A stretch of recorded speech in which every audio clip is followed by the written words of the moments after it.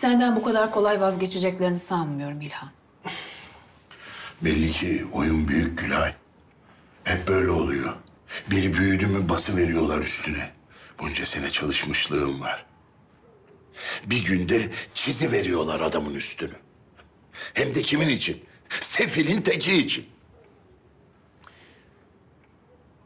Belki gerçekten İskender'den haberleri yoktur. Doğru söylüyor olamaz mı yani? Boş boş konuşma Gülay ha. Boş boş konuşma. Her şeyi biliyorlar. Bugüne kadar her şeyi bildikleri gibi. Herifi görsem böcek gibi bakıyordu bana. Ne yapacaksın? Hiçbir şey yapmayacağım. Geçer belki diye umacağım. Tetikte olmalıyız. Çok zor geçecek bu günler. Belki kokusu da çıkar. Hoş geldin oğlum.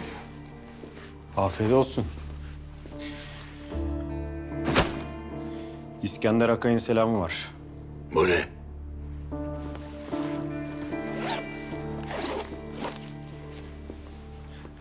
Kuş yemi.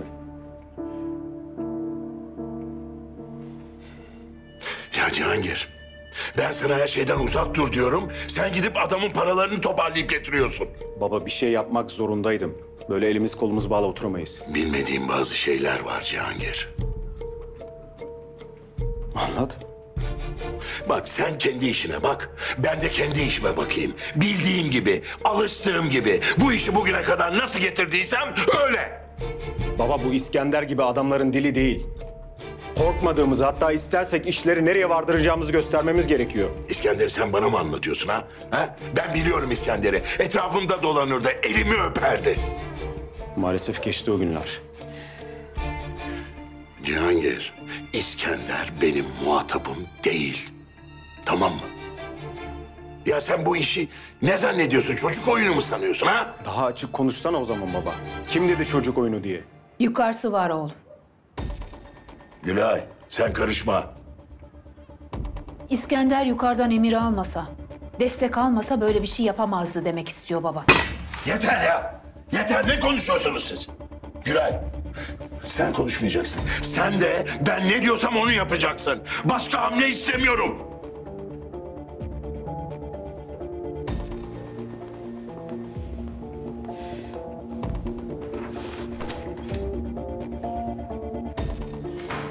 Sinirle saçmalıyorsun İlhan Tepeli.